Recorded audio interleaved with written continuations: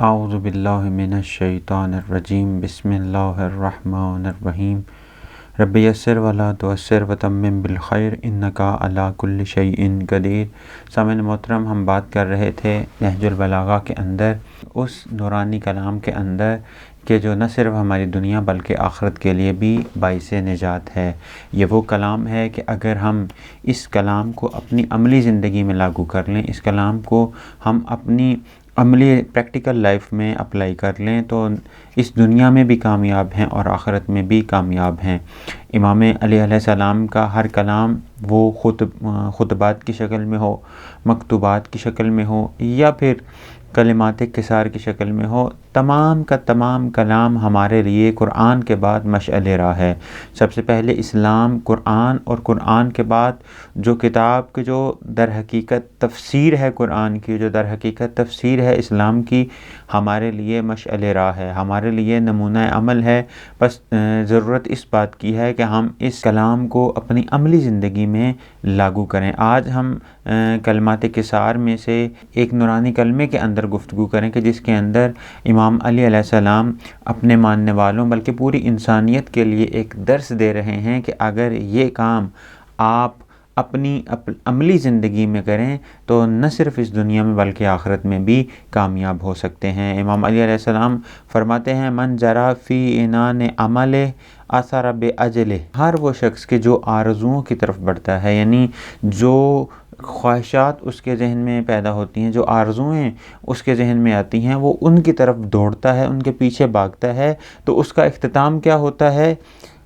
اثر باجلہ، تو اس کا اختتام موت کے اوپر ہوتا ہے۔ یعنی خواہشات در حقیقت ہمیں ایک ایسے مقام پہ لے کے آ جاتی ہیں کہ اس کے بعد انسان کی موت واقع ہوتی ہے۔ وہ بند گلی، اگر خواہشات کی پیروی کی جائے، اگر نفس کی پیروی کی جائے، اگر خواہشات کی طرف بھاگا جائے، خواہشات کی طرف دوڑا جائے، تو یہ وہ بند گلی ہے کہ جس کا اختتام موت ہے۔ بس ہمیں چاہیے کہ ہم خواہشات کو زیادہ ترجیح نہ دیں، خواہشات کی طرف نہ بھاگیں، چونکہ خواہشات کی طرف بھاگیں گے تو در حقیقت اس دنیا میں بھی ناکام ہیں اور ہماری آخرت بھی برباد ہوگی۔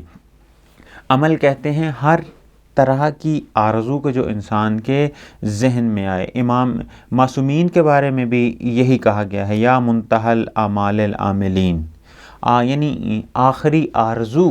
دیکھیں، آرزو دو طرح کی ہوتی ہے، ایک معقول ہوتی ہے اور ایک غیر معقول ہوتی ہے۔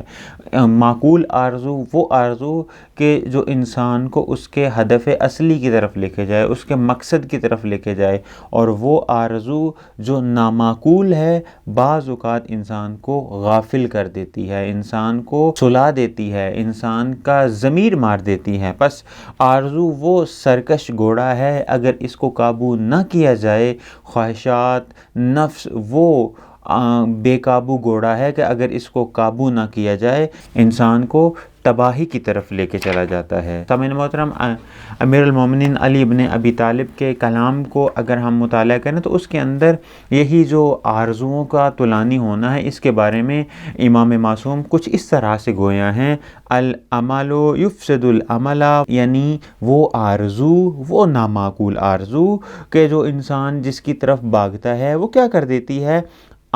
یفسد العمل، یعنی عمل کو فاسد کر دیتی ہے، انسان کے اعمال کو فاسد کر دیتی ہے اور وہ موت کو بلا دیتی ہے۔ اگر انسان خواہشات کی پیروی کرتا رہے، خواہشات کی پیروی کرتا رہے تو وہ موت کو بھول جاتا ہے۔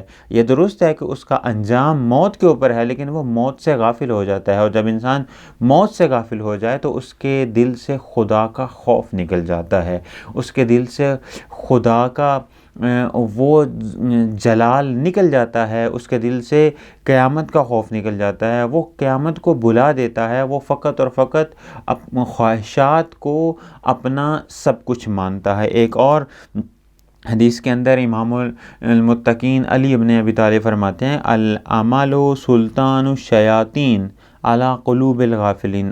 امام علیہ السلام فرماتے ہیں کہ آرزو، انسان کی خواہشات، جو انسان خواہشات کرتا ہے، در حقیقت یہ وہ وسیلہ ہے کہ جس کے ذریعے سے شیطان انسان کے اوپر حاوی ہوتا ہے، یعنی سلطنت پیدا کر لیتا ہے، اور انسان کے دل کو، انسان کی عقل کو، انسان کو غافل کر دیتا ہے۔